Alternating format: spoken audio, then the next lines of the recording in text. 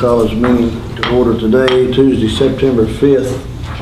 This is considered a special meeting because of some, I guess, mess-ups I did probably 2 or 3 weeks ago on some deadlines. So this is considered a special meeting based on that. So,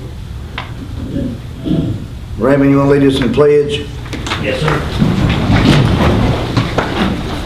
I pledge allegiance to the flag of the United States of America and to the republic for which it stands, one nation, under God, indivisible, with liberty and justice for all. Candy, I'll let you lead us in prayer if you don't mind. Dear Heavenly Father, we thank you for this day. We thank you for your love and mercy, and we pray that you give us guidance and strength to make the best decisions for constituents in our town, Oklahoma County, Nelson County, and for the state. In Jesus' name, amen. Amen.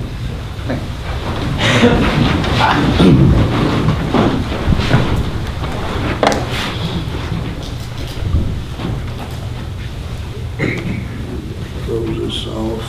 Okay. I have some achievements in recognition on this day. It's Distinguished Service Award, and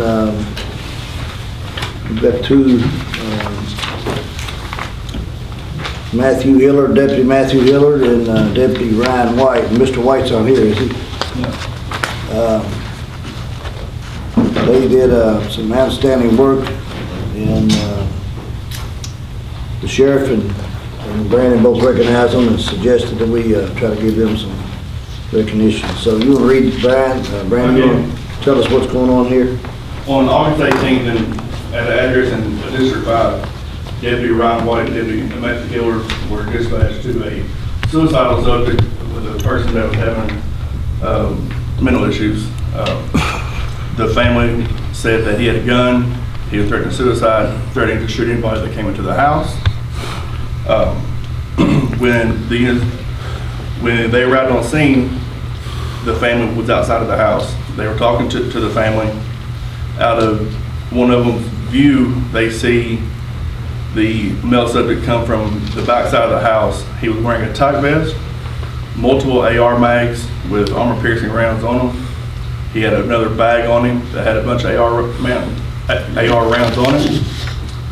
He had a pistol and an AR in his hand and was not listening to the deputy's verbal commands. They were able to get his attention. They were able to get him to stop, get the family behind cover. After a few minutes of talking to him, they were able to get him to drop his guns and get on the ground. So their de-escalation and getting the family out of harm's way and putting themselves in harm's way, pretty remarkable. Just shows one of the things that our deputies go through on a daily basis. So we're pretty proud of them. I sent this to the judge. We put a letter of accommodation in their file, but I thought it was worthy that they get, recognized in the court as well. Appreciate that. I think it's a great job, though. Dave, you want to come up and get this, sir? Yes, sir.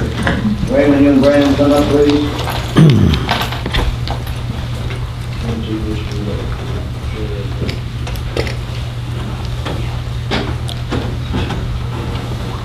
I'll give this one. This is from Mr. White. And this is Matthew Hillard, anybody don't know over here, so this is for you, sir. Thank you for your work. Okay. And thank you, Brian and Sheriff Rainey. Y'all did a great job.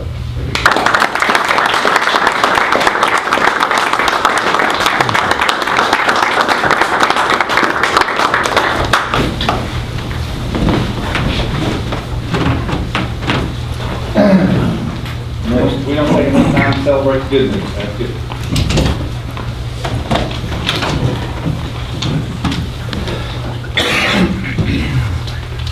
We'll jump to number 8. I've got Representative Candy Mascheroni here today. And She's going to come up and talk a little bit about what's going on in the community. But first, I want to give her a certificate of appreciation to her unwavering service to the citizens of Nelson County and the Commonwealth of Kentucky, and your dedication and resolve to ensure your constituents are fairly and honorably represented is emblematic of your high moral character. Your continued defense of our way of life is both thoughtful and warrants our grateful support.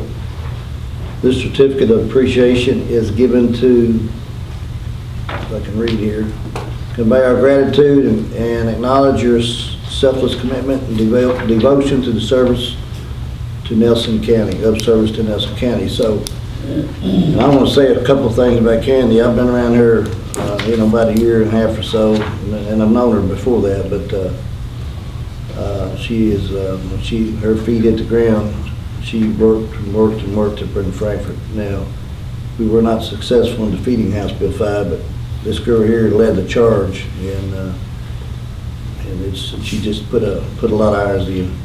And she does a lot of stuff in school bills and everything else. So she is, and I just want to recognize her for her many hours of service. I'm expecting that, thank you.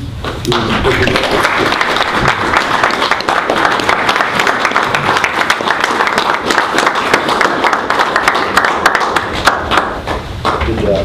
You want to say a few words about the office? Thank you, guys. I wasn't expecting that, so thank you. Today, I just wanted to come and let you guys know, even though we're not in session, we're still working. We do have committee meetings in the summer.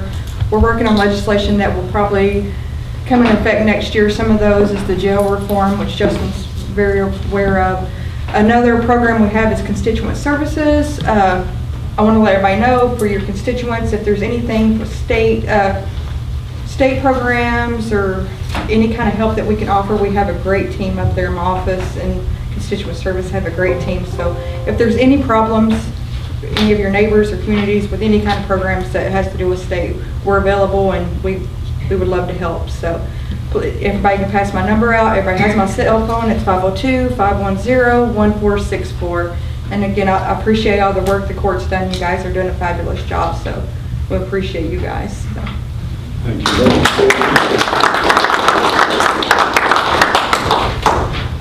We'll go to number 9. Mr. Robert Augustine is here today representing Rand Paul, Senator Rand Paul. And Robert has a Rebecca Seidel, how to say it? He's going to give us a little update about what's going on in Mr. Paul's office, and he talked about Rebecca's new role. Sure.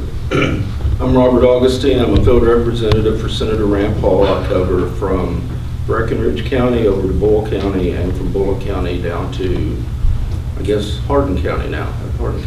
So anyway, my primary function as Senator Paul's representative is to get out into the communities and try to make sure that everyone is aware that our office can help if you have issues with federal agencies.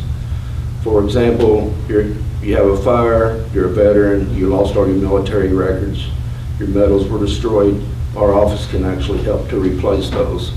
If you draw Social Security, for some reason your check didn't show up, it didn't show up on time or something, call our office, we'll be happy to help you with that. Don't be shy about calling our office. I know I've had people tell me in the past that we know Senator Paul is a fiscal conservative and he wouldn't want this money. This money's already been spent by Congress. It doesn't matter if Senator Paul supported whatever bill, program, whatever was put in place. Our job is to take the money that's been spent federally, bring that back to Kentucky, and to help our constituents in any way we can. I'm going to leave some push cards, and I'm going to leave some of my business cards here. Please feel free to reach out to me at any time. You can reach out to me if Dr. Paul's doing a good job in your opinion, or you can reach out and tell me that you don't think he's doing such a great job and tell me what your concerns are, and I will make sure that I get those concerns to him. So since he's up here, I do want to, speaking of keeping federal money, bringing it back to Kentucky, we now have a field representative who is a grant coordinator. She covers the entire state. and she'll speak a little bit about what her goals are and what our office's goals are in that respect. Her name is Rebecca Seidel, and I'm let you have it. Well, thank you for having me here today. It is a new role created in Senator Paul's office, where before we had a staffer in the DC office that would basically just do support letters when different entities in Kentucky applied for grants. By calling me a grant coordinator, the idea is to not just do that part, but to become aware of all the federal grant opportunities that might be applicable to the different areas of Kentucky. And also look at philanthropic private money, because sometimes that comes quicker and with less strings, right? Now, don't think I have a big pot of money that I can just start handing money out from, and I won't be directing any money. I can't write grants, but I can help coordinate getting people together with grant opportunities or resources. I have a lot of grant resources. The Congressional Research Service puts out a lot of reports that have links to different programs. From my experience, I spent 17 years in DC in various jobs. I know different federal agencies, so what I'm also trying to do is think outside the box. Like, give you an example, the Louisville Fire Department talked to me about the fact that they now need bulletproof vests, because you all heard about the Old National Bank shooting. So I used to work at DOJ, and I thought about their bulletproof vest program. They normally get all their grants through FEMA and the Assistance to Firefighter grants, but I found the Edward Byrne Bulletproof Vest program, and so I'm trying to get them that information there so they can apply. And believe it or not, what I found out at a workshop I was at was that the Agriculture Department has I think it's a CIF program that provides fire trucks and police cars. Who would have thought? The Agriculture Department, right? So that's what I'm trying to create a database of, and I push things out to our different field reps. I've been working with some of the judge executives, and now I'm just starting to meet up with fiscal courts, but trying to get information out to people. And to Robert's point of, yes, Senator Paul's a fiscal conservative, but if they've already appropriated the money, it might as well come to Kentucky, right? So, because he loves Kentucky, and he just wants to help everybody that he can. So, any questions? We'll be getting back with you, back in Robert. We'll be on the side at the meeting, and we'll get together and come up with a plan, and just, you get over here, Brad, one, and we'll set it all up. Certainly, I'd be happy to do that. Judge, I also wanted to apologize. We both have meetings with Washington and with our state office in Bowling Green, so we're going to have to leave your meeting early. That's fine. Thank you for But thank you all for having All right. us. having us. Thank you. Thanks for coming.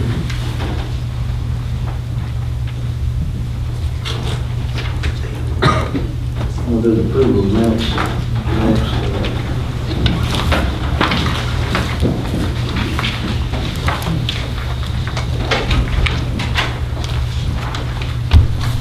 Office 15B. Seems like it's a lot of stuff here. It is a lot of stuff. I'll make a motion to approve the minutes. I will second.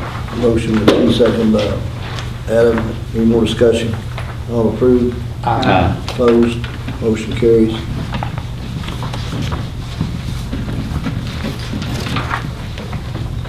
Bills and transfers. Anybody got any questions for Rhonda?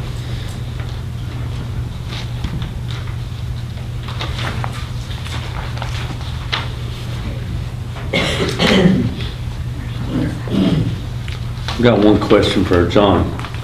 That truck 420, 17,800, what was that? Was that motor? No, the next, let's see, truck 417, revealed. That was the back off where we had replaced the blade. It was a pretty expensive task. Y'all did that in-house, right then? Yes. So that 17,000 was just for parts? That's That's the back off you see, which actually all the that sit there and sweeps. Puts the compression on the trash and all that. Well, it stops the week, take a lot easier. Yeah. It's wear and tear is.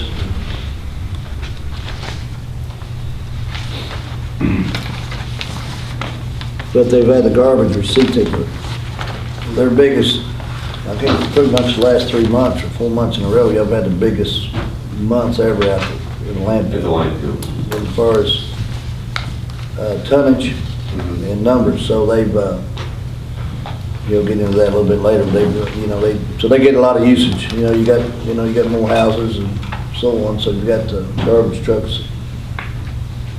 And them guys, I'm telling you right now, they do a good job. I get a few calls occasionally about somebody threw a garbage can in a ditch, or somebody didn't set one up straight, and one of them fell in the road or something, but it's 100 degrees, or 0 degrees, or 20 below, and them guys, they do a good job. I agree with you, Judge. Make a motion to pay the bills and transfers as presented. Second. Motion by Jeff, second by John. Any more discussion? All in favor? Aye. Opposed? Motion carries. I've got public comment. I've got one gentleman that signed up, Mr. Hibbs, Mr. Tom Hibbs. He is at Cox's Creek. Sir, you want to come up and say a few words?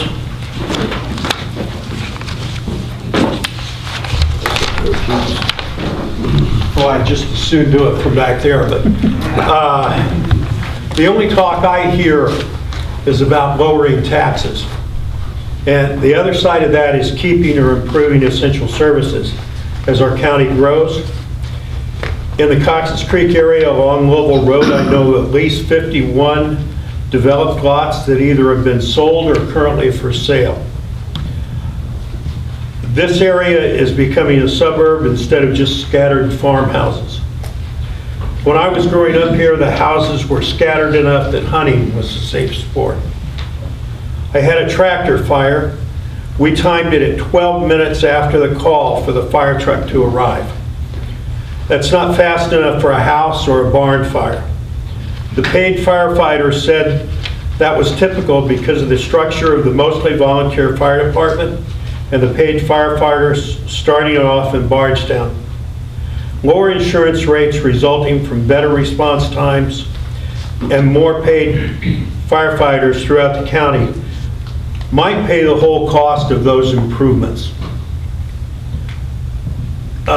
It's not on my sheet, but I just recently got my insurance reduced by about $100 because Heaven Hill had installed a fire hydrant right by my property.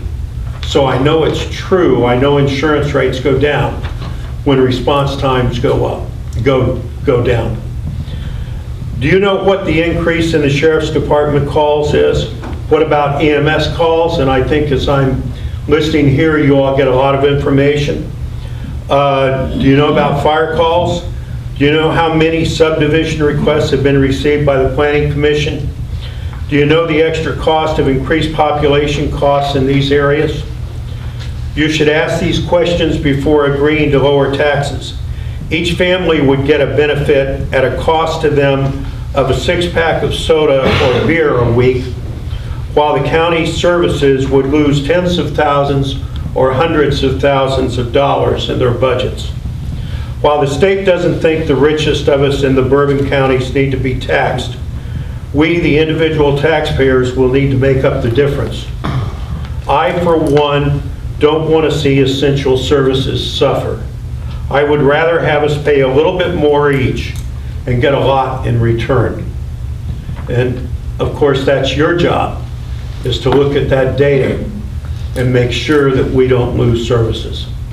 Thank you. Thank you, sir. I'll hit on a few of these points that you made. We did bring on another deputy sheriff this year. Ambulance, I think our ambulance with Michael and Joey, we've worked out in the process now with some contracts on the maintenance and equipment. That we'll have some of the best equipment in the state as we get this. I don't know if that's already started. Has it started yet as far as retrofitting? Middle of the month. But the middle of the month. And so we've corrected that or helped improve that. I think our equipment, and you can talk to John about that, these landfill out there, we've upgraded everything that's needed out there, and it's a continue. We have adjusted fees out there that was not up to par enough to suffice. And in my own opinion, I'd prefer to keep the taxes as low as possible and everybody pay their user fees if they're using the service, And we have attempted to do that, and we continue to do that. We have 2 or 3 more departments to do that in, maybe one more. If they're using that division or whatever, they pay more fees versus everybody paying for something that they may not ever use. Nelson County Fire, you at Cox's Creek, because you've got the Nelson County Fire Department. I get their reports. Their response times are pretty strong. Their equipment's in good shape. We're planning on, just let you know, adding on out there so they can keep more people. During the day is the biggest problem for the volunteer side, but as you well know, I've been working with those guys out there, and we're going to try to add on those bays because they are pretty tight. There's no doubt they don't have enough room out there at the plaza, you know, where the big courthouse is. We've already met and started, so we've talked about that a little bit. The fire hydrants kind of surprised me. When you come up on that other road out there that you said it wasn't not one there, a 6-inch fire hydrant before that, before they haven't even put that in? That was a little bit closer. But you live to on us. the old road or the new I live road? on Miners Lane. I live on the new 31E, just right where the new addition started. Okay, Right where the Heaven Hill yeah. warehouses are going in. 'Cause I knew they had to upgrade their fire, their water and suppressant and all that stuff, but I would assume or thought there was already matter of fact, I know there was a fire hydrant out there, a 6-inch fire hydrant, but you can't pull out a 4-inch, I know that. There's a 6-inch fire hydrant across from Hearst maybe, which is on the other side of the road, Right. So the fire, and it's quite a ways down. right. So countywide, the ISO ratings, you're talking about the insurance ratings, so I have talked to just about all the fire departments about that in North Nelson Water District about upgrading some of those, so a lot of that's been done, a lot of it's in the process, continue to move on. Anybody got any questions for Mr. Hibbs? No, you said you got a hold of your insurance company, or your insurance company got a hold of you? Like everybody else, I had to ask for discounts and tell them. That's pretty remarkable that they gave you one. Where the fire hydrant, new fire hydrant was. They gotta be within some, 1,000 feet. 1,000 feet, you need an insurance man, you know. Raymond, you got questions for him? Judge, for the sheriff's question, we're up about 200, 250 calls a month on our service calls. I've worked very well with this court where we've gotten more people. We are pretty content how I manage the deputies, combining them all together and put more people on the road to answer those calls. I'm no dummy. I can use more people, but I'm a realist. I can do with what I got right now to serve the citizens of Nelson County. Mr. Ed, we also went in this court about the last budget, and we give county raises across the board for the services for the people, employees, every department. Ended up being about, what do we say, about $1.4 million worth of raises across the board to be competitive, so we would continue the services that we've done. I'm just trying to answer some of your questions, you know. No more questions for Mr. Hibbs? All right, thank you, sir, for that.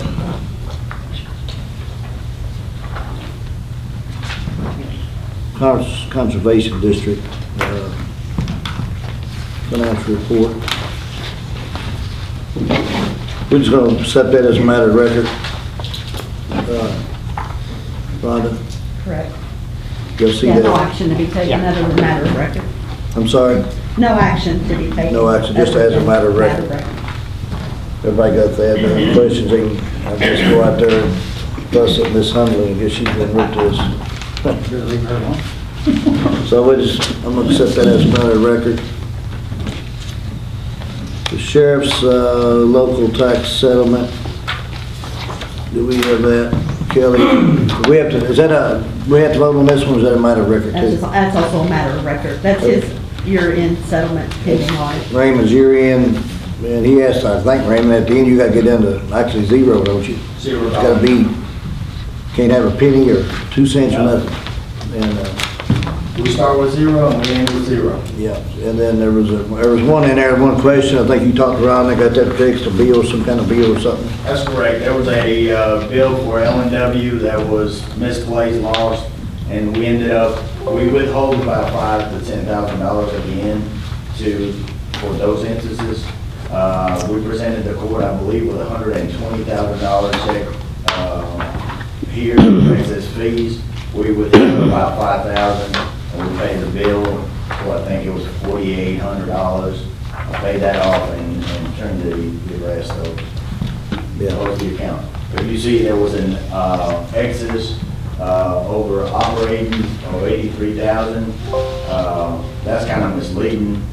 We still return money to the court. But we also, I did not calculate to have a 6.5%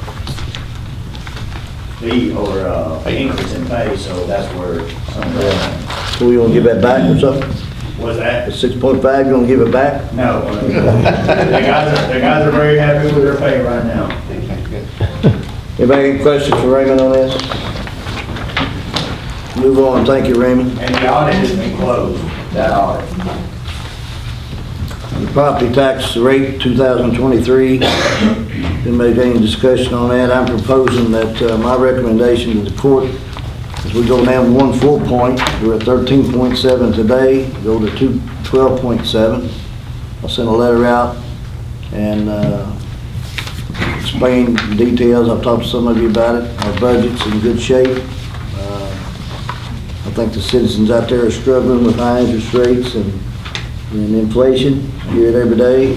And this court has done very well about saving money, making adjustments. And I know y'all supported me, and I really appreciate that. And adjusting some of these different departments and going self-insured and just on and on and on. So I think we need to set an example and lead as we're going to be very conservative in our spending and try to keep it as low as we can without affecting our budget. We have adjusted our fees, and that wasn't even shown in the budget. Now this revenue from the property tax will probably be a little less than what the budget shows based on what we presented at the court passed, but we did not have all our fees included in there. So I've talked to Ron about it, make sure, and I think everybody can have a different opinion, but I think it's I think we're in good solid shape, and we still got some fees to adjust in a couple other departments anyway at the same time. So open for discussion. Anybody wants to talk or anything? Rhonda, this is a tenth of a point below the compensating rate, excluding new growth, correct? Is it? Yeah, 1/100, actually. Yeah, it's a little bit below. What does that do to revenue as the budget? Well, residential budget? when we did the budget, we actually budgeted a 4% increase over what we received last year. All right. So taking the compensating rate basically gives us the same amount of revenue that we received last year, not including new growth. So I think my calculations are we probably will collect about $200,000 less than what we've budgeted, but we'll make up a little bit with the new growth that we did not budget. $200,000 less just in property tax. $200,000 in property and real County. and property tax.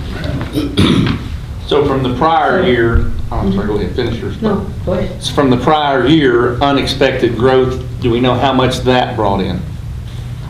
We assume, our calculations on the new growth will be about $160,000 in property tax revenue this year that we did not budget. Do you know what it was last year? Do we know? No, I don't remember. No. So realistically, we're looking at about a $40,000 drop potentially. I think it's going to be closer to about 150 or 200 in total. Because we budgeted 4%. That 1 We point. budgeted a 4% increase, which would have been. Oh, okay, so you're just talking about if we made what, 300,000, right. That one more So- point is about $40-something thousand. We'll probably get about half of it back. Half of what, I think we'll lose 300. I think we'll get probably half of that back in new growth. So that nets us about 150, 200 if I'm being a little more conservative. Judge, we need to see a realization of that savings on the health insurance. Closer to the 500,000 than the 300,000. Yeah. That's for the new program. So we're actually going 0.1% below the compensating rate? Correct. 1/100, yeah. 1/100, Yeah. yeah. The compensating rate would be 12.8. And we're going The judges- 12.7, The judge is proposing 12.7. to be one total Last year, you point. know, y'all, I couldn't be, if y'all remember now, they sent that report in, because I came up here, and then they had to come back, and they sent the wrong calculations, remember that? Yes. And just to let you know, since we're on property taxes, I went to the library board Thursday, they had a special meeting. Of course, we got 3 new members on the library board, and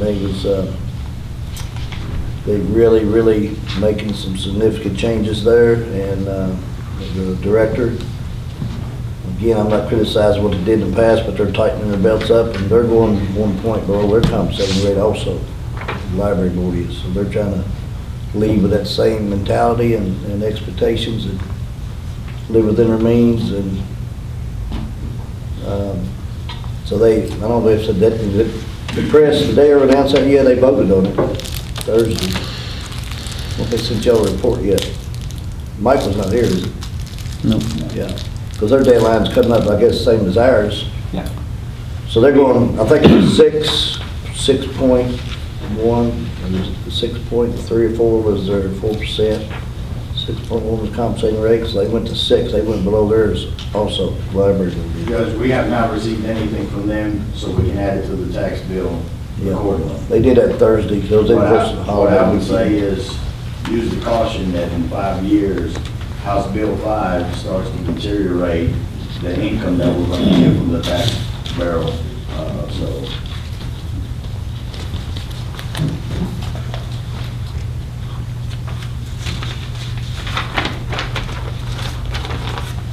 Any more discussion on this?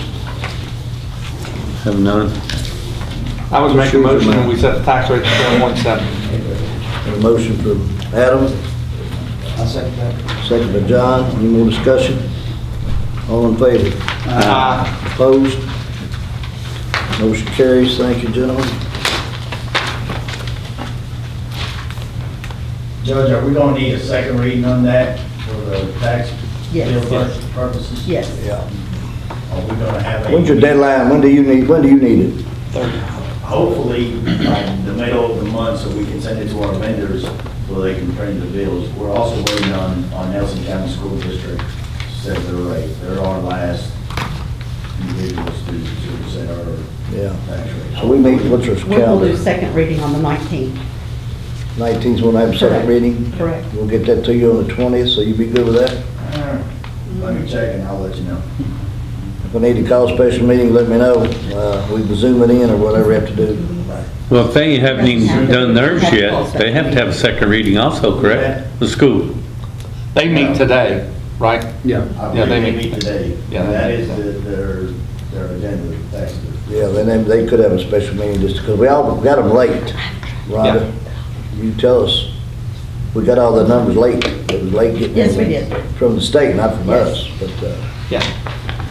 This is the struggle. For me as the tax collector, I like to send out the bill that you're gonna get your tax bill on October 1st. If not, we'll have to push back accordingly. If we're a week late, we collect from the first week of October to push it back a week on every time that we have to do an increase or a value, face value of the taxes.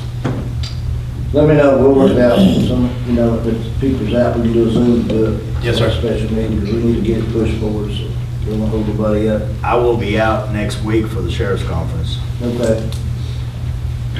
Ron, you got anything else, treasurer's report, you got the settlement? Yeah, I emailed copy of my year-end settlement and also put a copy in your box. That's just my report of revenues received and the cash balance as of June 30.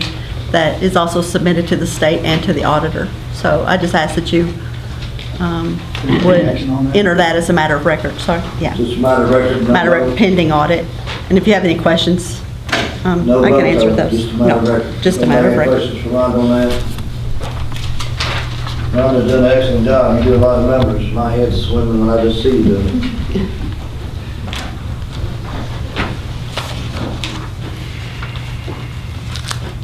Yeah, any questions for her later, we can always talk to her. I'm gonna go to the grants and then the update side on Brad Metcalf. The Fairgrounds Planning Committee, I've added, did you give me those? Where's Brad at? Yeah. You've already got those, the magistrates have been emailing. We always sent them to them, didn't we? We did.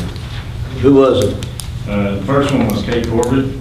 She has a long history of being involved in tourism. Right. Yeah, she called me, she wanted to be on there, and the other gentleman, he called me also, and That's Jimmy Burris. He's the senior wealth advisor at Town County Bank. so when you get people that's willing to help, and Yeah. actually, it's been a pretty positive, because we haven't had a first meeting yet, but I've had a lot of people talk about that. September 20th, first meeting. Is trying to, did I put you on it? Yeah. A meeting's set up, and, because it's open to the public. It's been a really good, a lot of people talking about it, so a lot of events and things that we could expand at, with 70 acres out there, whatever, so. Yes, sir. Our first meeting is going to be September the 20th. 5:30. At 5:30. 5:30. At 5:30 here in the courtroom. To just lay out an agenda of, you know, what your all's goal was in doing that, and to just try to get some points on how to move forward. Anything else on the fairgrounds? No, sir. Let's go to the code enforcement department. The next ones here are more informational for you guys. I will send out a copy of the, so code enforcement, we've already done one side of that. One side was the fees and the structure and the inspections and all that. We've already done that. We have a separate ordinance that is actually creates the department itself. It hadn't been updated in a long time. So this is just an update. I'll send that out to you, and we'll probably do that next month. The next one is the same thing, the drainage ordinance. Let's back up on that for a minute. And everybody got a envelope Yeah. from Mr. Spalding, the inspector. It tells a lot of, I haven't looked at it in detail.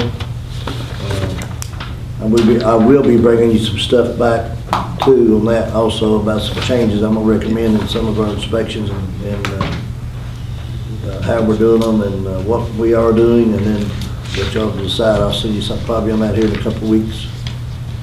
One of the problems is what you and I was talking to the guy the other day about. Yeah. Just some things in there that, you know, they've been doing, I just think it's overkill personally. Taking people's, let you be able to do a few things that on your own property that you own, you know, you own the property basically. So anyway, we can get into that later.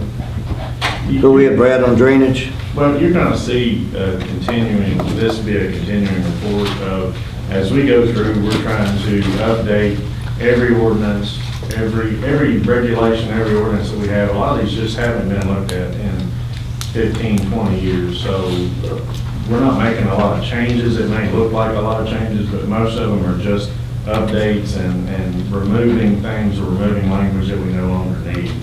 And that's pretty much what several of these are. Number C is the drainage ordinance. That one is going to add a small tweak to it. It'll come up next meeting as well.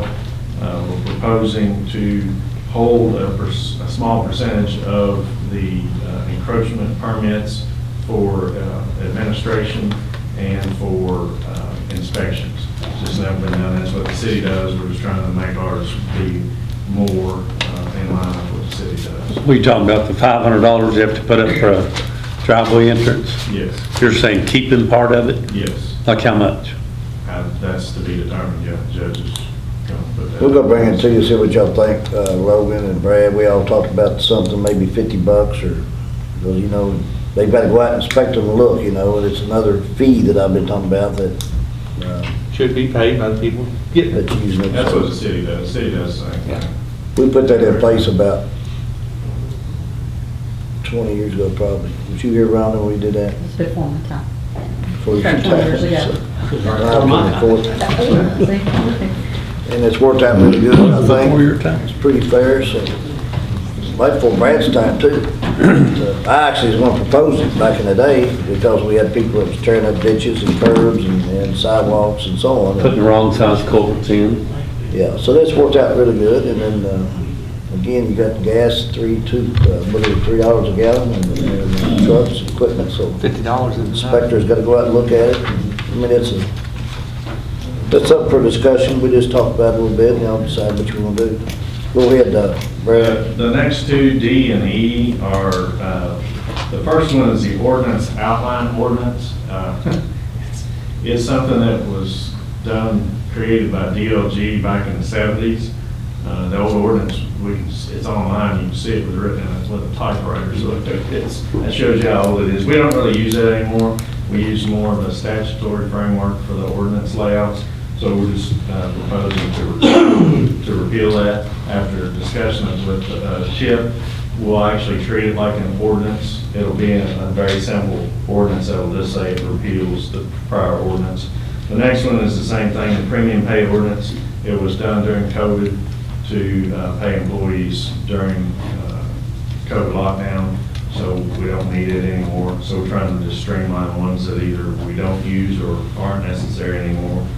So both of those would be proposed to be repealed next meeting.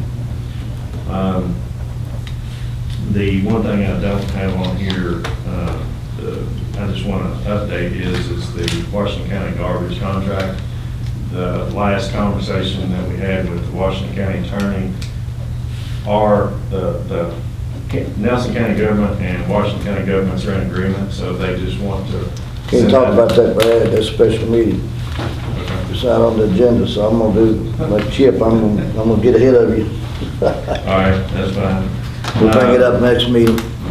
The opioid grant, after we had several meetings with Councilwoman Hart or Kelly and several other people, the opioid grant, the funding cycle ended at the end of last month.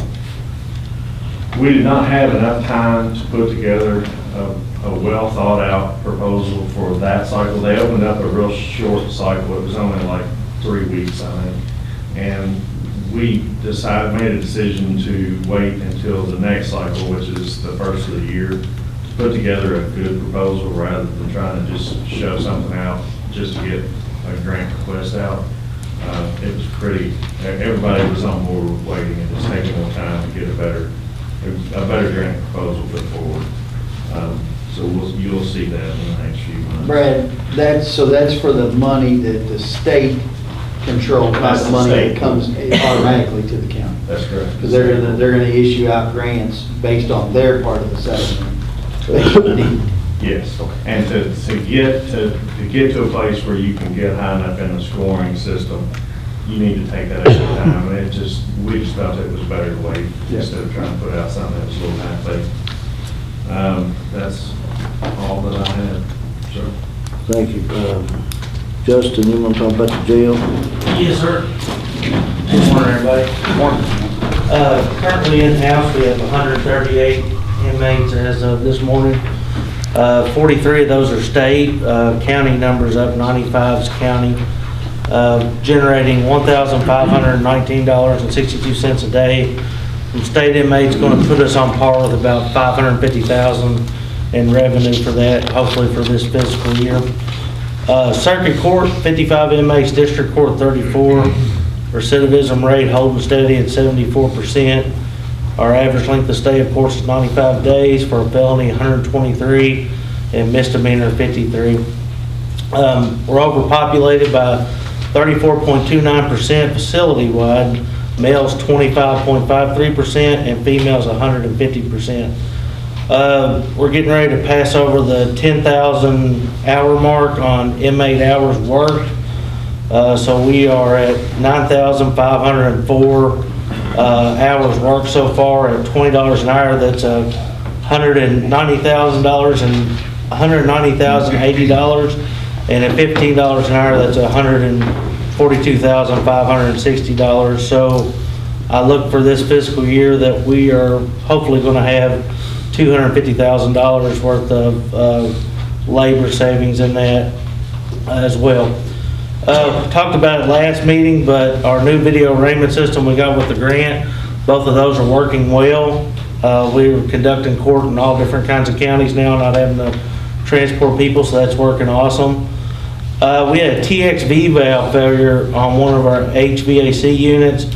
Train has a 20,000 unit back order currently.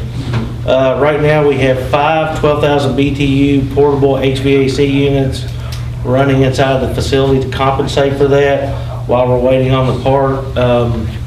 Friday, I actually had complaints that it was too cold in there, so I'll take it.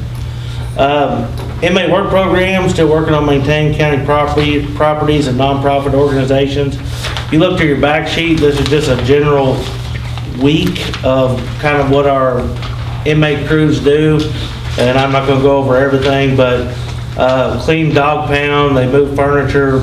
It was on the list to move furniture for the county clerk. Litter pickup, Harrison Fork Road, behind the lake, all 3 pull-off, Spencer Manley Road. Dean Watts Park, litter, trash cans. We've done curb cleaning, curb painting, cut up 3 trees at the fairground, and it just goes on and on. So it's, we keep them very, very busy, and I'd like to thank Brad for all his help on that as well, on helping keeping everything running smooth with all the different departments. So that is all I have. They did some extra work in New Haven and Fairfield the last few weeks, some clean curbs and things. So they was very appreciative of that, so everybody knows. AC, how long will it be before it comes in?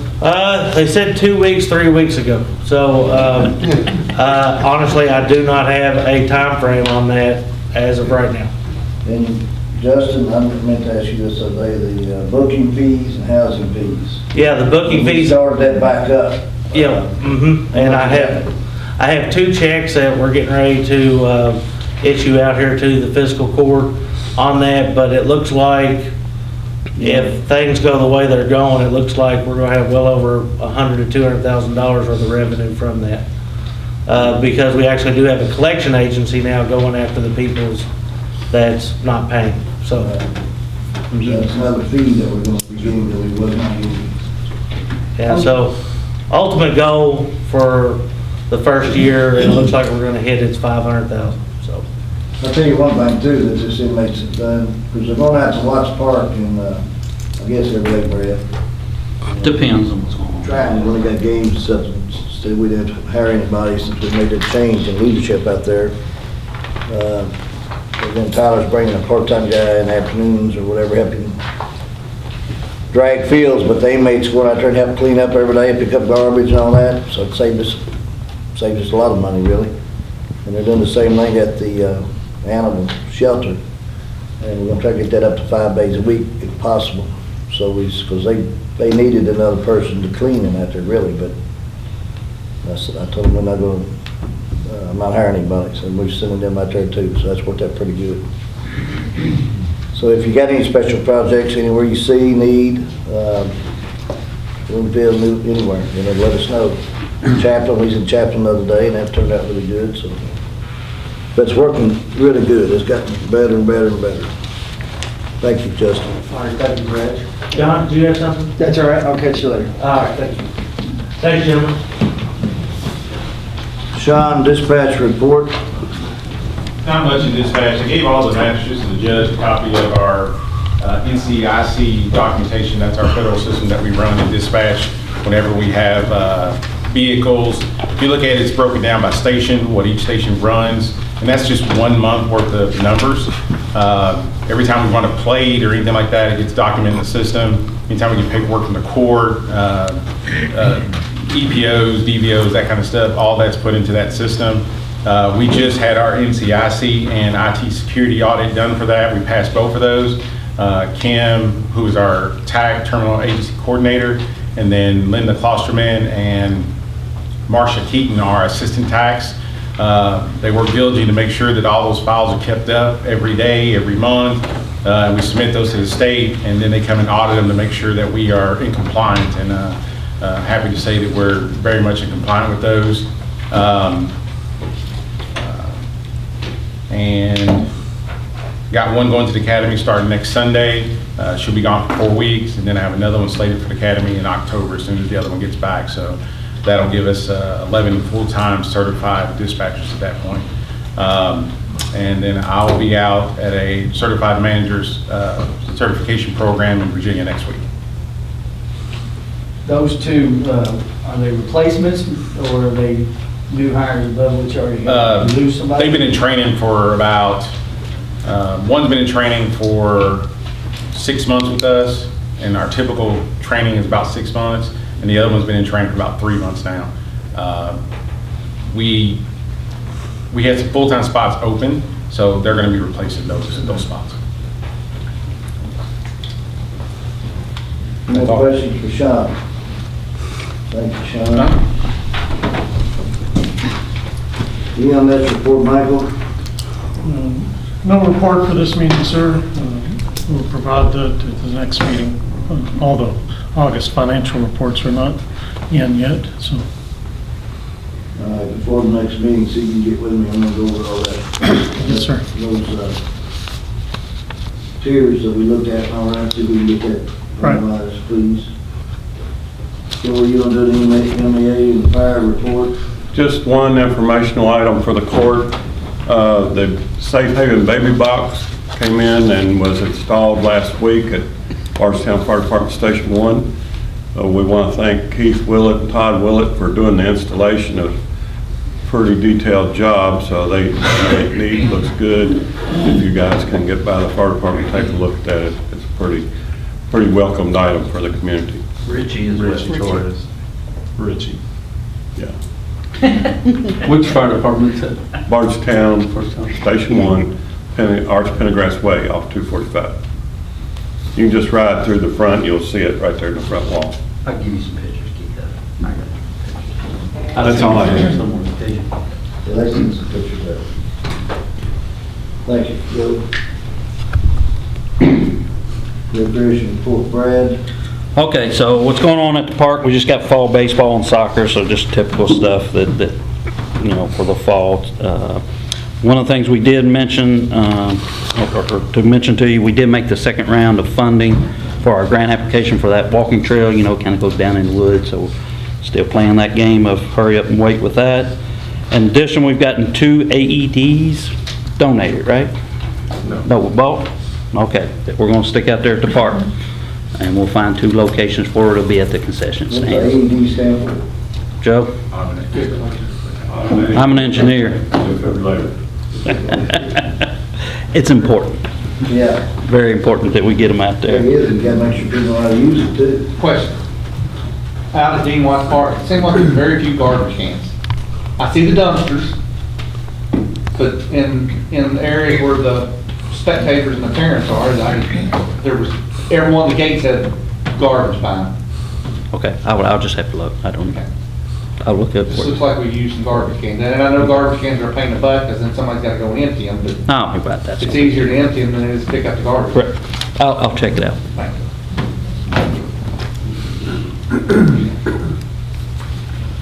John, landfill report, solid waste. The landfill expansion project's moving along pretty good. We probably have 75% of our cut and fill locations done for the new cell. Thanks, Joe, for coming out and shooting some drone photos for us. I sent those out last week, so it looks pretty neat. You can actually see the shape and progress of it. Part of that project is we need to replace our pumps. What we had in the original contract, we had some valve vaults for the gravity line coming in the wet well and our force main coming out so we can bypass pump it. I want to do some value engineering to remove those. And with part of that, the cost to put all those valve vaults in is $94,000. I want to pull that out of the contract. Our current water, we use a water tank to, if the pumps ever go out, to truck hauler leachate and to water the roads for dust control. That water tank that we have is probably 30 years old, leaks everywhere. You can't even weld to fix it. So what I want to do, I got prices for water tanks. This is actually a back truck tank. It's $16,200.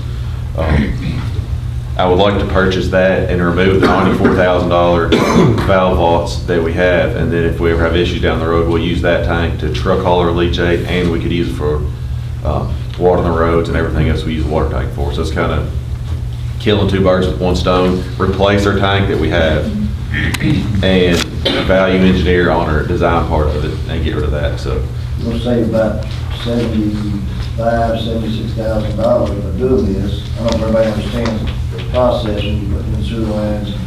You gotta have a backup. He was gonna pipe it around when it goes out, or you gotta shut it down, so you gotta have a tank or something to pump it, and you can't just let it run down the road or the creek or river or whatever, so. That was a good, John, that saved some money. Now, where's that money gonna go? We can talk about that a little bit later, because something else. Oh, there's always. Possibly. But I guess I need a motion, probably. You have any questions for John first, just talking about it? They're gonna fit up in one of the dump trucks? No, so that's actually on a roll-off truck. You pick it up just like a roll-off box. It's basically a roll-off box with a sealed door in the back that has a top on it.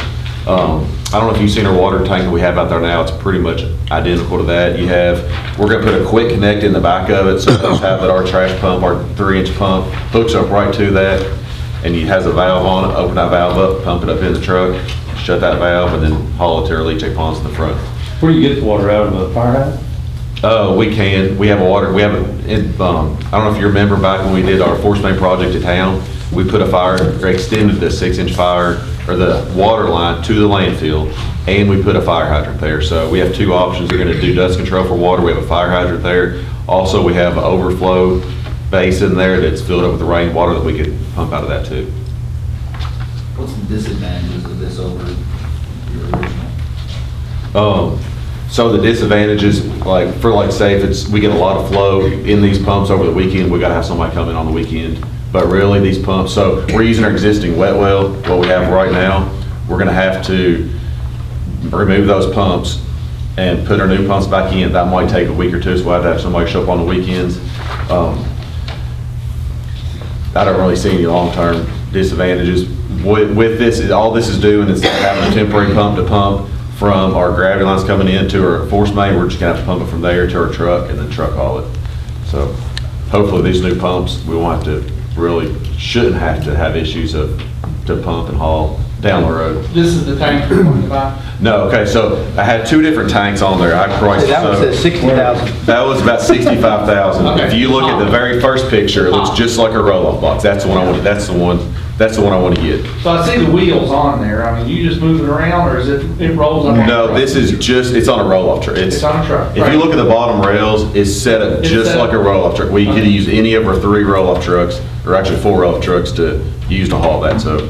Okay. You just pick it up, and then what we'll have, our mechanics built basically an adapter on the back of that to use for the truck. Basically, it's just a splitter bar with holes in it that we can hook that to the back of the truck and use to water roads for dust control. I entertain a motion, purchase this, I got the purchase over here for $16,200. Second. Guarantee that motion? Motion to approve the water tank. Second by Adam. And you're removing the 94. Yes, so that number was, we have just the labor in our contract, so we're just not going to buy the material. So we'll do a deductive change order for our $3,200, and the remainder, 88,000 or whatever it is, will just be, we will not have to purchase materials.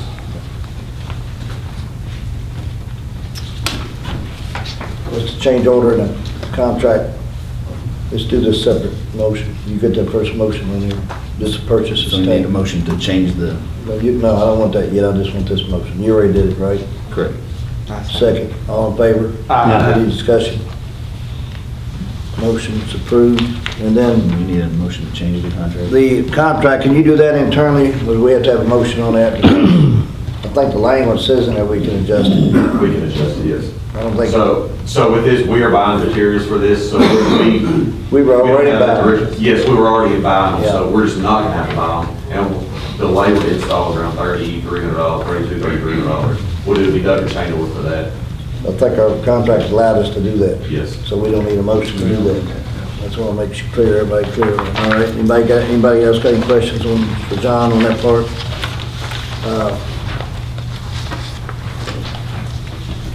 John, anything else at the landfill? Solid waste?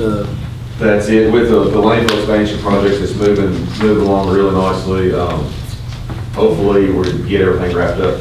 My goal is to get, we're racing against the clock of time for, when you put the liner down, you can't do it in really cold temperatures, so I'm trying to get that done in like November. And then that way they can haul gravel to put on top of that. My goal is to get like 2 acres or so finished completely. That way we can start hauling garbage the end of this year.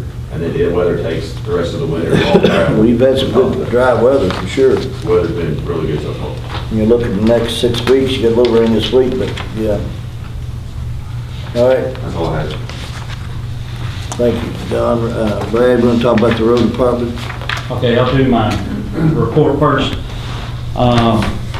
So for culverts, we installed a culvert pipe on Piper Drive and Quarry Lane. These are usually driveway culverts, you know, that we do for people.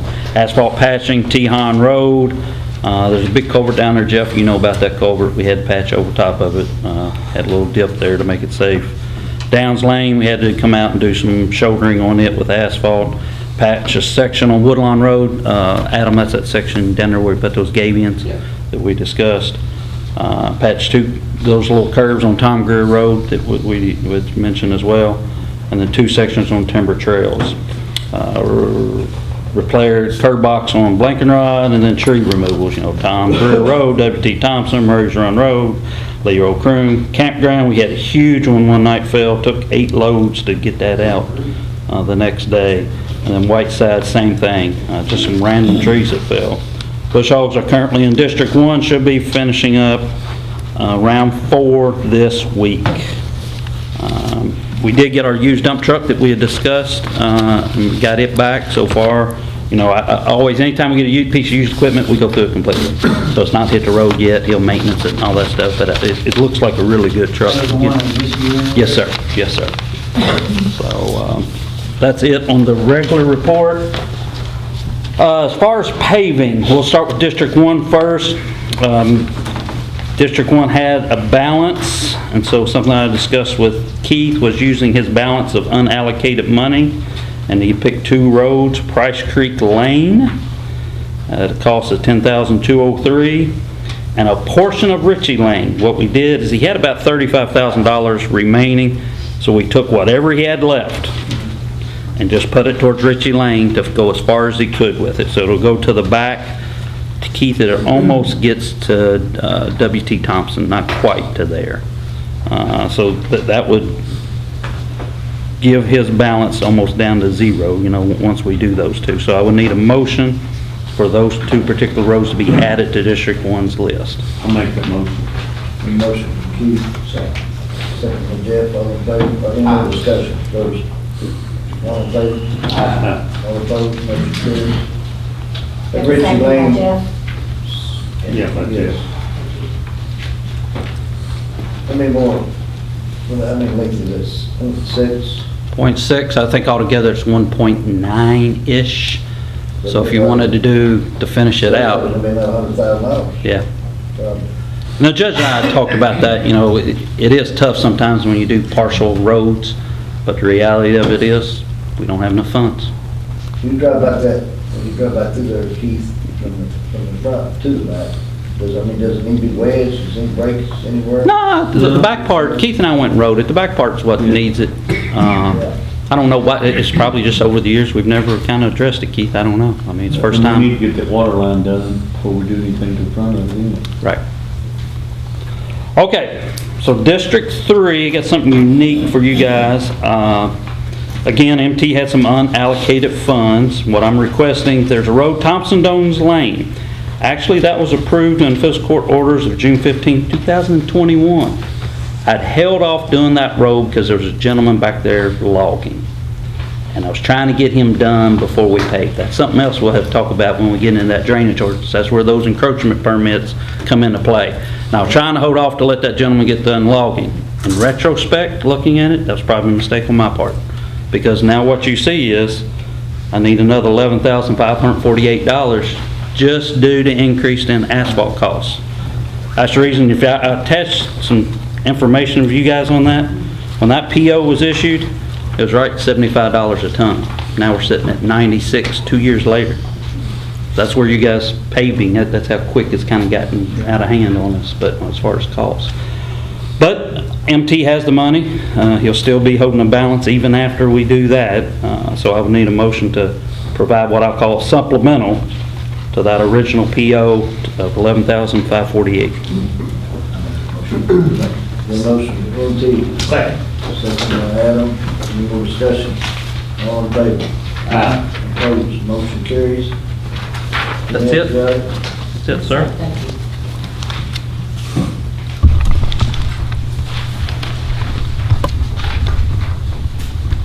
Let's go to the engineers' report. Brad and John, whoever want to do it, but that 201 facilities plan, I don't even know if everybody understands what it is. It's a sewer, countywide sewer plan. You create a sewer district. We did that about 20 years ago. I guess the sewer district's still in place. Correct. Technically. And some things happened back then, and we had an engineer we brought on board, moved Lamo from the landfill to do this. And there was a lot of money out there, a lot of federal and state money, and that they was pushing to regionalize these sewer regions for different counties. Like Bloomfield came to Bardstown, and because we had to work with them on all that kind of stuff. And so now we're in a lot of sewer going on in the city. They're doing a lot of upgrades, and they found out our plan has not been updated. And it was brought to my attention in the BIDC meeting. And I don't have no problem with working with them on all that, but I don't want to spend, they said $50,000 for the plan. Then our quote came back at $64,000.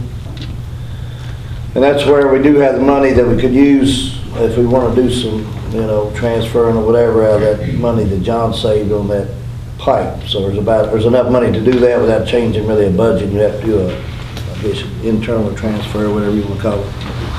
But I don't want to do it yet until I sit in with the city. That's what I told Nikki, and I don't know if he was in there, Jeff, or not, but and the mayor, and who else was in that meeting? But I basically said I'm in favor of doing it, but I don't want to make sure we don't just get something, bunch of papers that we're not going to act on, just wasting our time.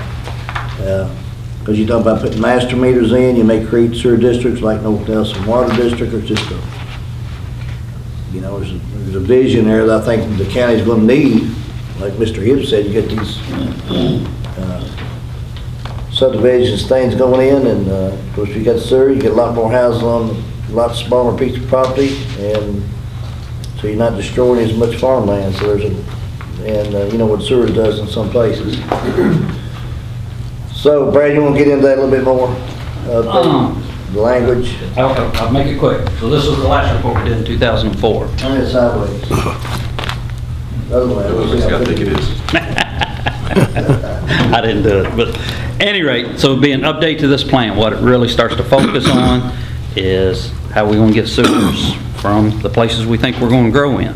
And an engineer study that. How are we going to get it back to the city? Are we going to put a plant somewhere else? Somebody's got to think through that, what logically makes sense. And as our county grows, where do we want it to grow? We'll revolve a lot around this sewer plant.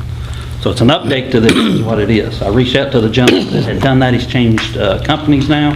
That's where the quote came from. It's the logical people to use since he's already very familiar with that. And also he does the sewer stuff for the city. So, it's for residential, it's for industrial.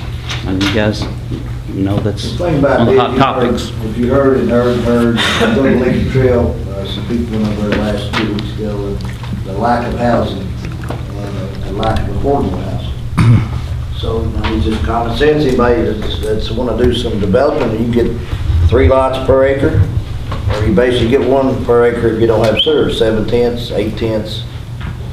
Depends on the soil. If it's marginal soil, you may take an acre and a half, because you got to have repair room. So it throws your cost, it lowers your cost if you can get some grants and stuff out for some of this development. And I'll come back with a plan. I'm going to show y'all some ideas what I want to do, and I've looked into it pretty hard and try and come up with some ideas where we can get the infrastructure costs cheaper that would pass on to people's buying the lots and the houses at the end of the day, because everything's so high. So it's a part of that big picture. And if you want to look at a 3 or 4 year, there's gnats in here somewhere, 3 or 4 year plan, you're going to go to 30 to 40 year plan, which that's what I like to do. Think about way outside, so we won't be come back and have to fix and reinvent the wheel all the time, so. So maybe I'm wrong, but I think I heard you say that that particular report that they paid for the last time didn't get acted upon. Is that, what, did I misunderstand that? Basically, exactly right. There was some changes in some leadership, and there was some zonings that got turned down, and twice, and then when that happened, that pretty much just killed that just put, the sewer plant just went out the back door. In my opinion, that's what happened. I think most people would agree to that. One thing did work good was Bloomfield with their plant. New Haven, at some point in time, they need to go to Hodgsonville or Bardstown. They're not gonna be able to, you know, we've talked about it here a little bit, we give them some money to help them through the ARPA funds, and eventually they're gonna have to do something major over there to get it, and get out of the sewer business. They're just not big enough, they can't survive. And So would this report reflect where Bardstown is with being able to handle that kind of capacity? Because they're not handling it currently, right? Correct, we'll have to think through on where we're gonna send it. Is that something that the county and the city collaborate on, or? That's the reason it's key to use that one consultant in the city, because he's already working for City of Bardstown. They've got capacity at their plant, not the Gilkey Run plant, but the other one. Yeah. They've got plant capacity, there's just how to get to it. Yeah. they get to it. And then eventually they got room to expand there too, because I talked to the mayor about that too. The other one, whatever you call the other plant, that one's pretty much, you know, they can't take much more there, so. I got a question, Brad. What Yes, sir. Don said. So that 4-inch book you got there, nothing was done? Basically. You don't have to say it, I can say it in your eyes. Question answered. Yeah. So, to the point, I think that we're both making, is $65,000 is a lot of money to spend on something that has no action taken on it. That's why I That's a said. bigger question for you guys to consider. Are we in the sewer business or not? Do we want to get in the sewer? I mean, it Did we can take me create about a 3 minutes to tell you what happened, if you want to hear it, or you want to go on and get to the meeting. over You can there. send an email later.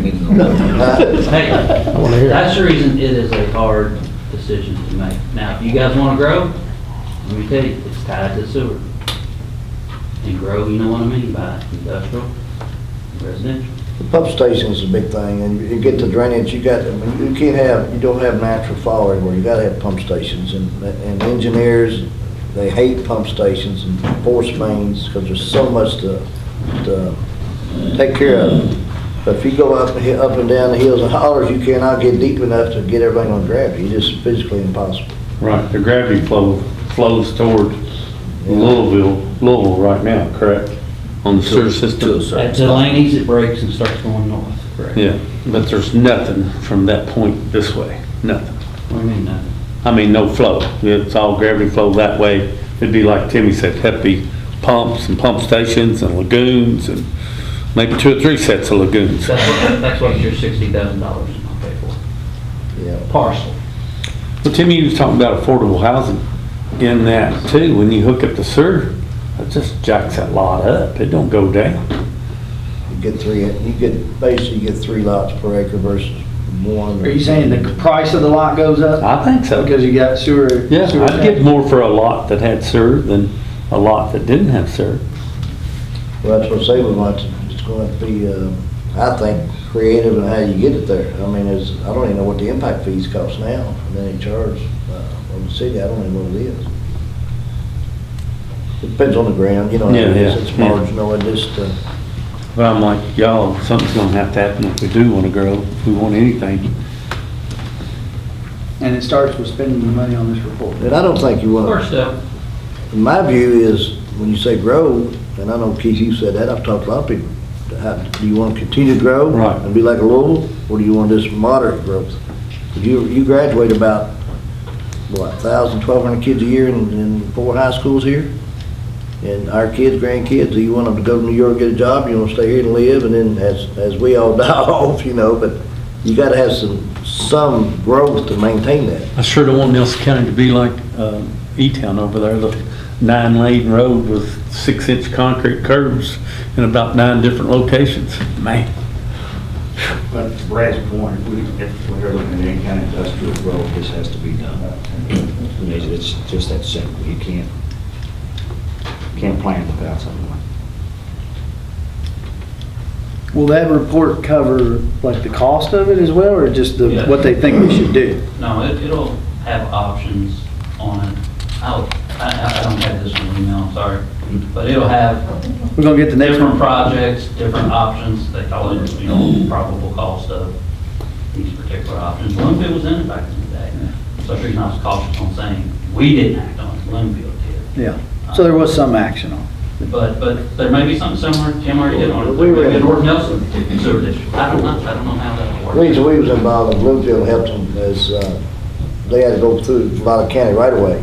So we had to create a district, I guess, I don't remember exactly what the plan said, but the county had to get involved in it with the city of Barstow and Bloomfield and support it, and I don't know if there's any money involved, I think there was some grant money came through, part of it, but, To Jeff's comment earlier, though, every time we have a new company or a large company that wants to come in, it's one of the first things they look at. And if we don't have the capacity working, and they were decide to come here, how would we, what would be our next step to accommodate them to come here? And if we don't have that readily available, it puts us a little bit of a disadvantage to communities that do. That can say, if you were to come here or bring 2 or 3 additional companies in, how would we handle all the additional resources that we would need to handle the infrastructure? So, any more discussion on that? We're not taking action on it today, correct? No, I just want to just talk about it a little bit, let everybody know, so you won't be blindsided, and we'll talk about it. I'm gonna meet with the city, and we'll just see what, I'll bring it back to y'all and see what you think. Hurricane Hills, Brad, you got that on this, well, I put it on there, I guess, didn't I? There was a letter that came through, I think the reason why. You'll get that letter? Yes, sir. Yep. I don't want to get too deep into it today, but I'm going to meet with I met with Representative Brett Guthrie last week, and he's coming back, or his field team's coming back this week. And we're going to be looking at some of these projects and see what's available, and several things, that plus the internet. And I just want to let y'all know that. That's probably why I put that on here. I mean, it's, But we still don't have any numbers on what it's gonna cost to get water back there now. no, I don't even know. Don't even know if they're going to provide it. Don't have anything on it really. The city may not want to provide it if they don't have enough people take it. Come down to Put all the money. pipe you want to in there if they don't. What about the phone systems and technology, Mr. Lear? Finally got some data back on what we have at every location. I think there's definitely an opportunity to consolidate some things, and definitely opportunities to upgrade. Very little cost, additional cost, I believe, but the product will be a lot better, certainly better than the quotes we got AT&T, and this will also give us the opportunity to change over our phone systems to something that will have some significant savings. So we need to get the internet infrastructure in to be able to support the voice over IP phone systems, that where the savings really comes. But we're finding that there's a lot of different networks out there, and everybody's got their roll your own type thing wherever they're at. A lot of unknowns for us. I think what I want to do is, I haven't talked to Justin about this yet, but I'm going to get him as a guinea pig. I think we need to upgrade this service there, let him work some of the kinks out, since he has some technology background. He won't panic if Facebook doesn't come up. You talked to Jeff, the one I sent you, you talked to him about, I said, but you talked to. No, I haven't. The first step, I believe, is to get this, Yeah, okay. That's get everything upgraded. I want to do it instead of just dropping a bomb on everybody and everybody freak out. We'll try to do 1 or 2 locations at a time, get the bugs worked out. Like I say, very little cost increase at all for this particular stage of it, but it leads to a lot of savings down the line. I talked to Michael at the library, I sent him, Jeff to him several months ago, he's having trouble, and he says everything down there, and I don't know what he ended up putting in, but he saved them a lot of money, and anyway, we can talk about that later, but yes. But he needs, That's it. Kim or somebody else get involved in it.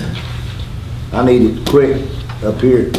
Phone, I can't transfer numbers, I gotta look them up all that. My phone went out Friday again, that's the third time. It'll take 6 months for you to figure out how to use this other stuff. You gotta have a button that says Jeff, I don't want your name on it. Maybe in this term, Yeah, they can't print out them voicemails for you. Jeanette, you have anything? I just want to go over, with the election coming up, and my office has been really busy. We've got quite a few open requests on voter information. I just want the media to help me get this information out to the public. I will do everything in my power not to give voter information out illegally. If someone has a doubt about our elections, come to my election board meetings. I have 100% faith in my election board. If there's any questions that anybody needs, call us. I mean, my board is 100%. We will answer you. We want to be as transparent as can be. So if there's any questions, just holler at us. It's only a few more weeks. Thank you. Jeanette, Yes. on the, I asked her on this, but she might have cleared it up, but you got your audit report Yes. in, and there was a note on that, on note 1 about like accounting practices or something. Is that typical? It is. Okay. Yeah. This is the first one I've ever looked at, so. This is a great audit. Yeah, I didn't, I just was, he just kept referencing that note 1 that just basically said that your all's accounting practices deviated from some kind of standard, and Rhonda seemed to think that was because of the local government standard stuff. There's a national standard of accounting and auditing procedures. And then the state government, specifically Department for Local Government, establishes the accounting procedures that the county clerk uses, that the sheriff uses, Right. and that the fiscal court uses. Most of the time, I know for me, and probably for Jeanette, and I guess the sheriff, I'm not familiar with it. They ask us to use a different basis of accounting than the national established board of accounting that most corporations and for-profit businesses will use.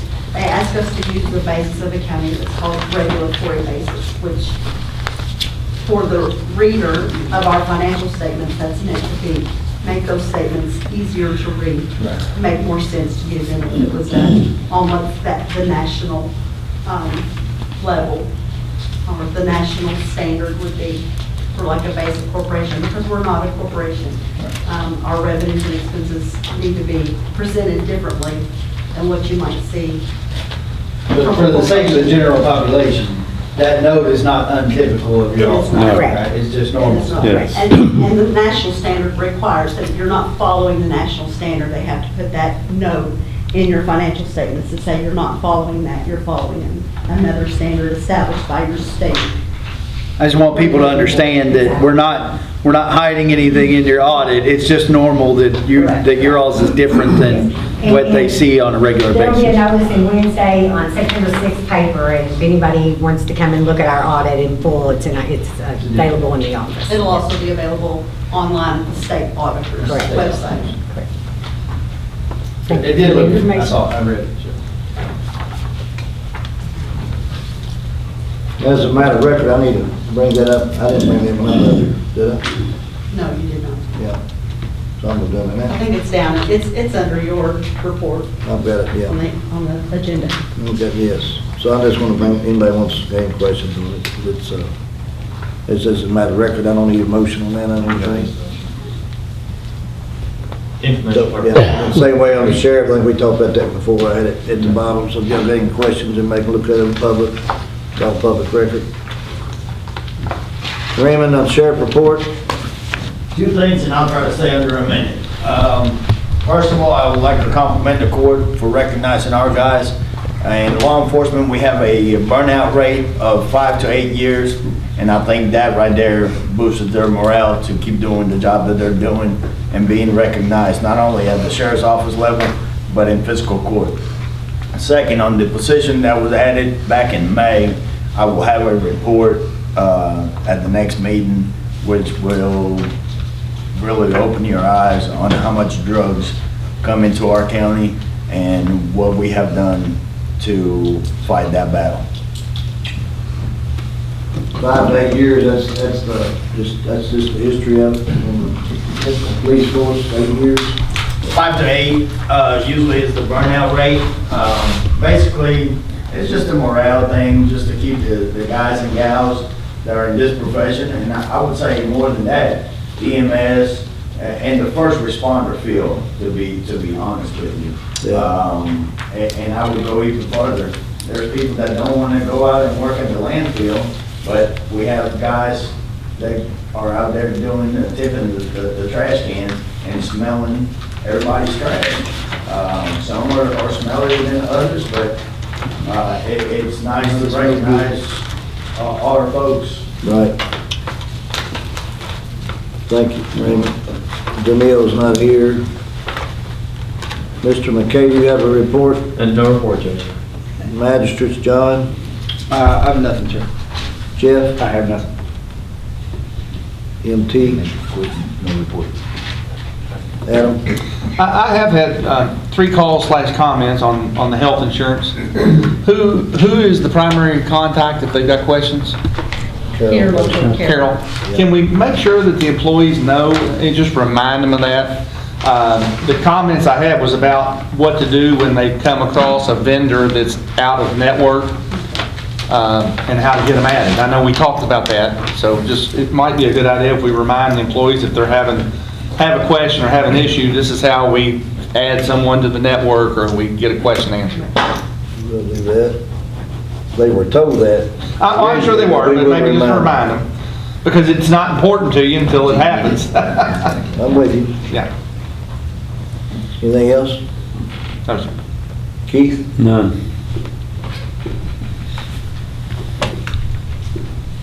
I've got the statutory appropriation to the PVA copy. Jay for PVA, did you see that? I got the letter in last week. Yeah. I copied that. Basically, it says we got to come up with some more money, the way I look at it. Yes. I double checked, I called Franklin as soon as I got that letter in. Well, I did too. And make sure that was correct, because I wasn't expecting that. And I called and I told them I didn't agree with it, but they didn't agree with me. So they need $75,000. Is that what it comes to? Basically, when you get over what, how many billions of dollars? $5 billion, I believe, you went up to the next level, which I thought it was, I was looking at residential, 2.5 billion was where we were at. And unfortunately, they actually take everything, residential, commercial, farm, the whole bit, including tangibles. So what are you gonna do with that 75,000? What I want to know. Probably state will take probably half of it. Huh? State will probably take half of it from me, because right now they're in shortfall billing. It more than likely, well, just like our employees, I have to pay a lot out of pocket myself through my office, because the state does not fully fund my employees. Any questions? So we were already in agreement to pay 100,000. We're looking at an increase of 75,000. Is that what I'm understanding?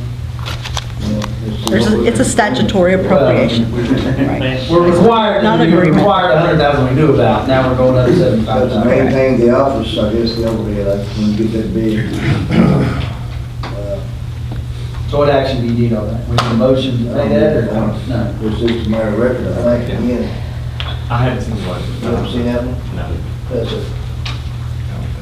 It looks like to me they're just notifying that this is gonna happen. Be prepared. For a second, there, Chip, I thought you guys talking. While he's reading that, while he's reading that, I want to talk about the inventory plan. I sent an email out to every department, and I'm gonna ask the other departments that's basically not under us. What my goal is to merge our buying, instead of every office buying their own cleaner or paper towels or whatever it may be, wax paper or anything. I think you need to vote on it. Okay. Yeah. But we don't have a choice. Right, but you still need to vote. So, That doesn't matter if we vote no. We still You vote no, the state will come in and. Yeah, they're gonna say you're doing it anyway. Yeah. so let me finish this one up on the inventory. trying to decide, I think we can save some money by doing that, buying and getting some bids and quotes out about what we can save. Then as much as anything, I need an inventory plan.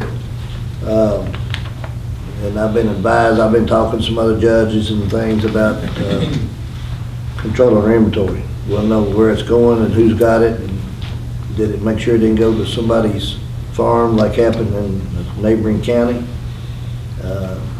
Just for safety, not accusing anybody of anything, and just want to make sure we got checks and balances in every department, because I don't want to get accused of anything. I want to make sure we got the right appropriations and checks and balances. So you'll see that coming up, and get everybody on board. I'm not, like I say, I think everybody will be happy with it because it keeps everybody responsible.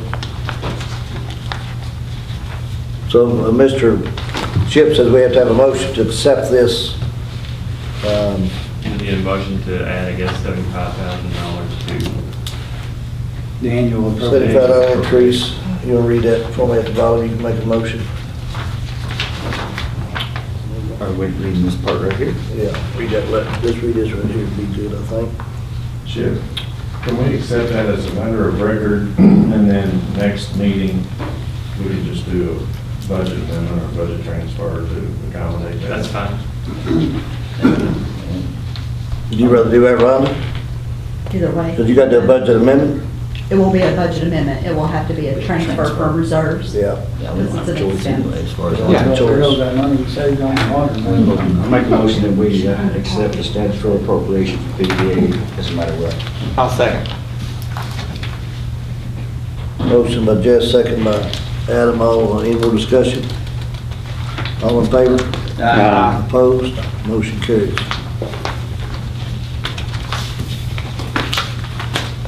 I'm going to skip a couple of things on mine there at the bottom. I've got the sheriff and the county clerk's audit. We've already done those two.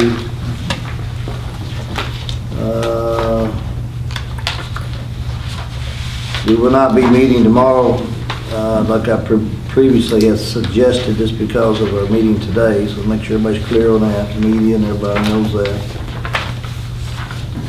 The shift funding, let me talk about the roundabout first. The roundabout here at the courthouse, everybody knows that they put the yield signs up, all coming in. It's worked out good. The first day or two, we had a couple of problems because of the way the signs were placed, but they corrected those, and since then, it's worked out pretty good. And I want to publicly thank Raymond Penrola and his department, Chief Kresick, City Police Chief in her department, and Mayor Heaton at the City of Bardstown for responding with me, because I worked with them and asked them to help us with the police patrol down there in the mornings. Especially when they closed the Boston roadside, that's when the traffic was backing up. So they we've all worked really well on that, and they've been alternating mornings. And that's the worst time of the day. It's because people getting to work and school, so it's worked out really good. And I think with about 2 more weeks, maybe, Brad, 2 to 3 weeks, act like that thing could be complete, which could be 3 or 4 months ahead of time because got the cables and lines moved. So Traffic on it, not totally complete, but traffic on it. yeah, it's pretty moved up. They got it fast tracked pretty good. So I want to thank all those publicly. Y'all did a great job, Raymond, and everybody. That's really helped out a lot, I think. I hear a lot of people talking about it. I was going to say something about that baby box, Joy. It's good.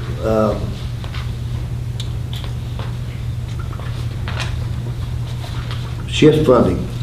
We met with the Lincoln Trail Ad District, and y'all get a report on that or not? Yep. Yes. This was a very, very positive report. How many judges? It was 8 counties, 7 or 8 counties. And I'd already talked to Brad Bottoms 2 or 3 times, and then we met here a couple times, and Brad. So we've got some of these state roads, I guess you'd say, moved up, and it's a point system, they call it. It's, well, like I say, they call it a shift. And they boosted some projects, so we've got four, I think 4 of the top 6, I believe. Brad, you want to get into that a little bit, talk about it? So what the shift means is it's a way for county judges, Lincoln Trail Development District, and KYDOT to determine which projects in our area need to be funded. Now, just because you make that list, that don't mean you're going to get funded. That's for the 2-year plan that the governor's going to look at and the legislators will look at.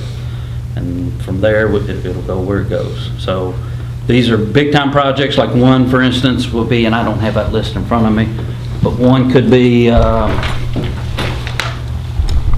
Bypass 62 to 245. so this one, 245, that we all know that, that they're studying it to go 4 to 5 lanes. You know, the 5th lane would be a turning lane from the hospital all the way to Bullitt County.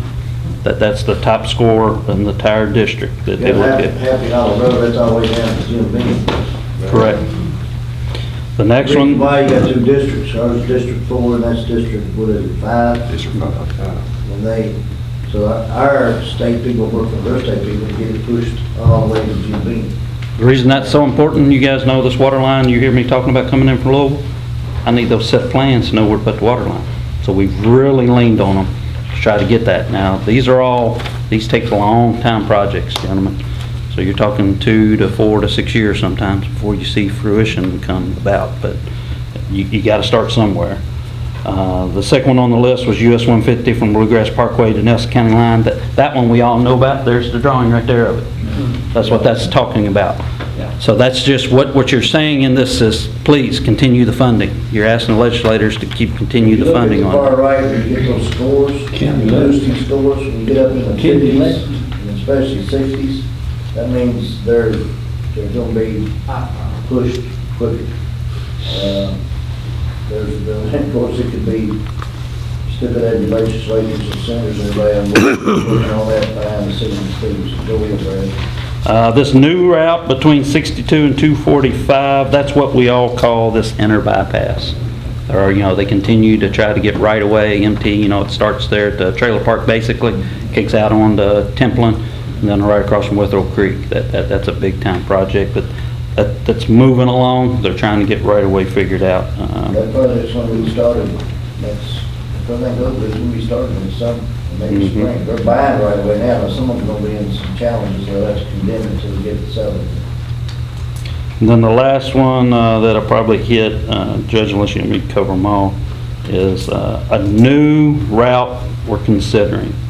It's from basically Thomas Nelson High School up on 245, a cross-country route, all the way to 31E near Cox's Creek.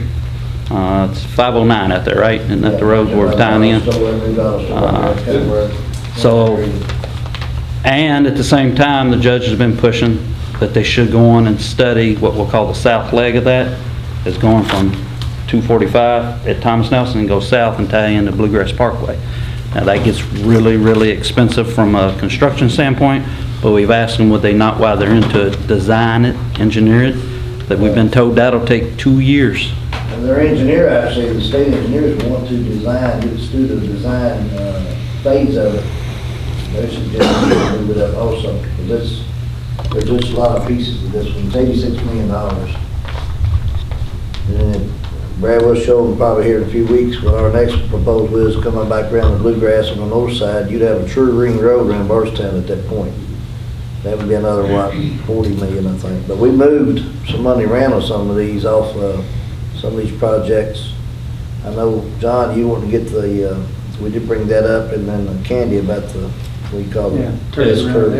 They said they're going to cover that under what they call the RS funds. So it wouldn't be out of this. It'd be different pots. Some of these small projects, I've got 2 or 3 other ones where some entrances are not even up right, it's 245 and places like that.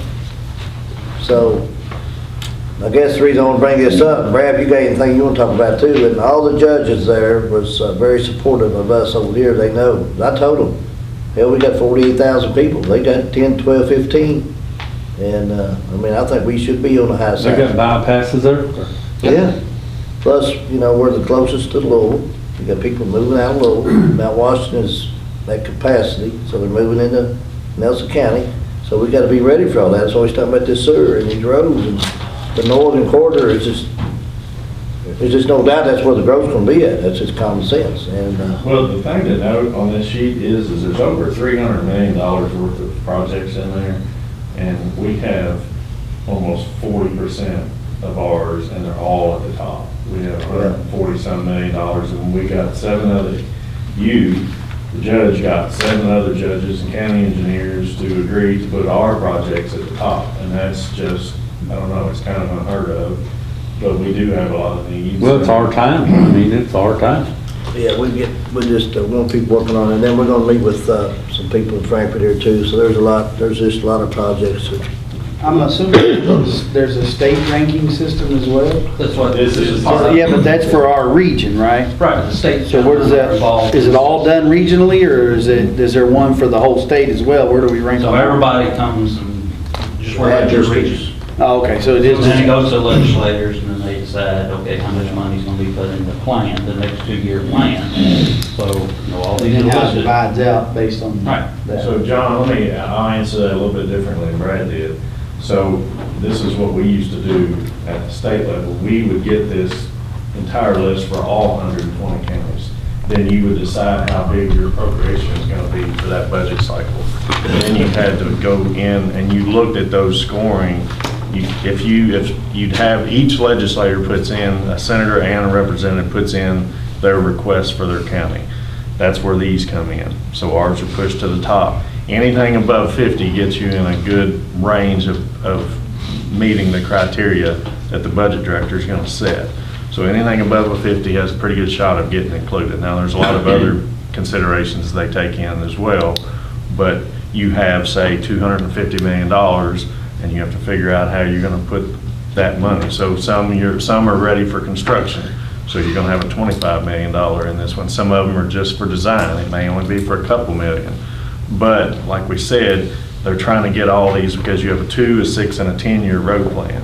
So some of these, you're trying to put them into the out years, but you've got to go on and get that design in so that you know how they progress through the system as you get a little closer.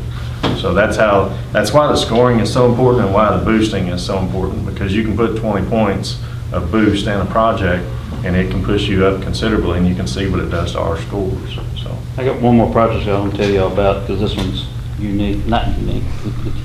Widening 150 from basically McDonald's out to 245.